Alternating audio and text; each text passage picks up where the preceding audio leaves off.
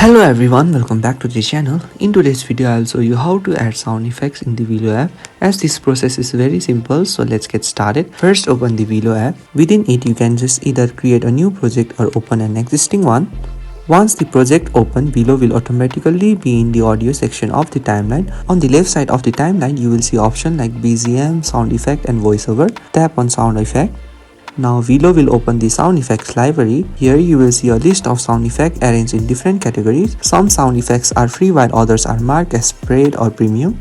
Before using any sound, you will need to download it first, so simply tap on it, where it will automatically download.